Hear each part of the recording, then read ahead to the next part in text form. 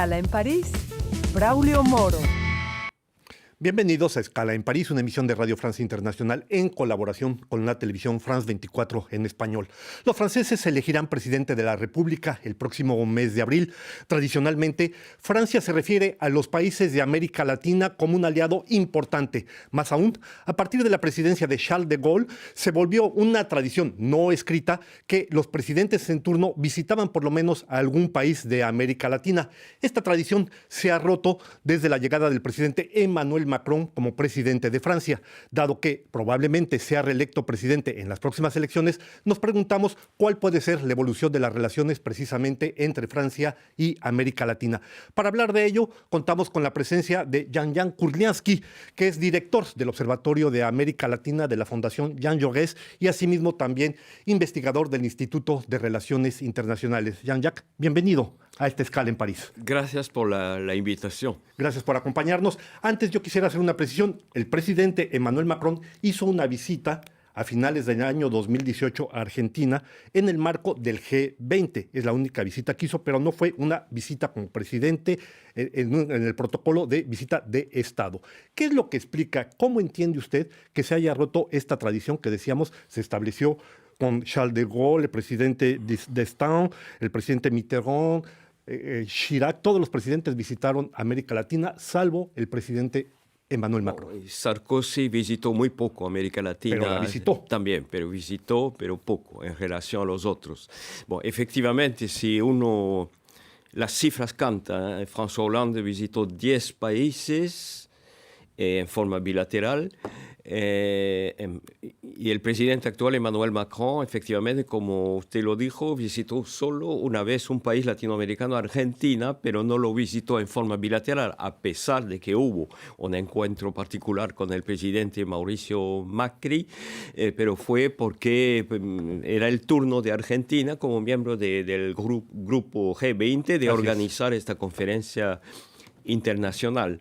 Lo que no quiere decir que el presidente no se interesa en América Latina. Recibió a muchos presidentes latinoamericanos, de México, de Colombia, de Perú, de Guatemala, de Argentina muchas veces, Colombia también 2 o 3 veces. Recibe pero no visita. Entonces, efectivamente, uno puede plantearse por qué, qué pasa. Yo diría que una coyuntura muy particular después en estos momentos, especialmente ahora con la crisis ucraniana, pero hubo otros elementos más urgente para la política francesa.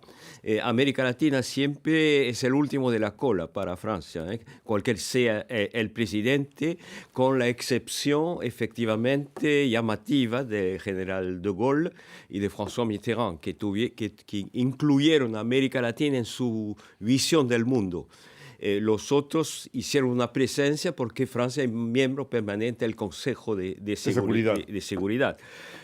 Bueno, en el caso de Emmanuel Macron se centró esencialmente porque no había, la coyuntura le imponía en África, Rusia, China, claro, Estados Unidos, Unión Europea, olvidándose efectivamente de América Latina. Hay 2 datos que han llamado mi atención, Jean-Jacques Kurlianski. Primero, en su primer año de gobierno, el presidente Emmanuel Macron realizó 55 desplazamientos al extranjero en el primer año de gobierno. Uh-huh. Y solo, lo que comentábamos, hubo ese desplazamiento a Buenos Aires en el marco del G20, sí, que estuvo ahí 6 horas y se regresó.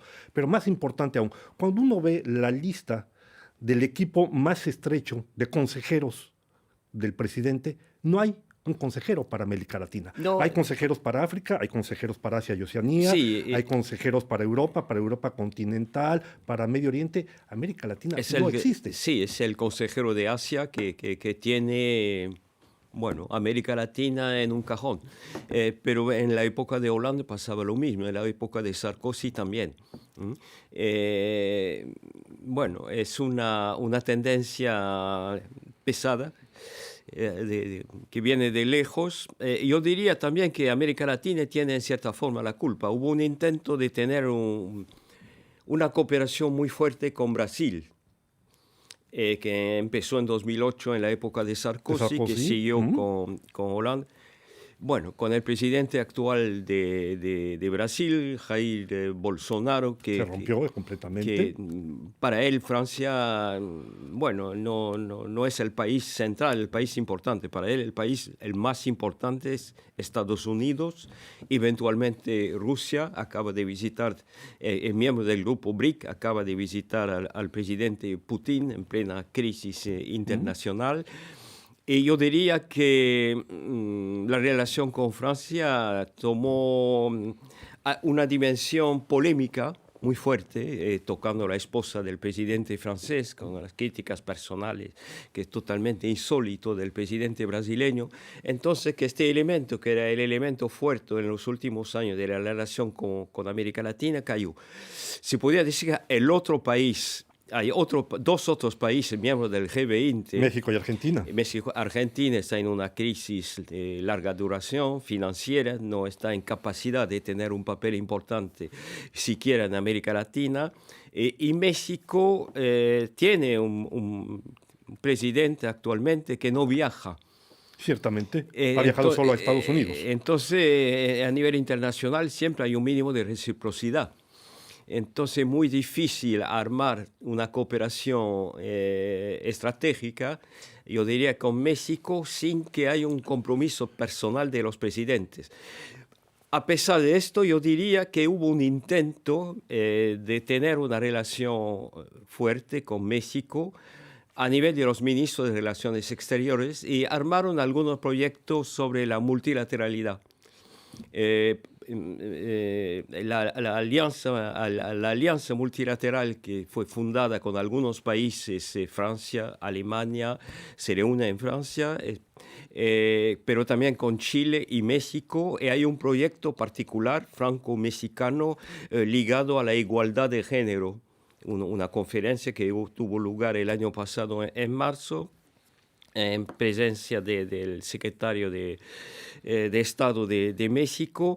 Yo diría que hay otros proyectos también ligando Francia con México. El problema es que es iniciativa de este tamaño necesitan de apoyo presidencial. Sin duda alguna. Y entonces eso falta, eso quita peso a la iniciativa. Influencia a la iniciativa que podría tener, que hubiera podido tener un peso mucho más importante.